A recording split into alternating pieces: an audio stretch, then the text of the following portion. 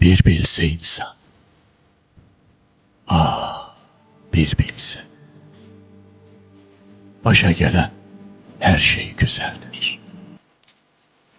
Çünkü başa gelen haktandır.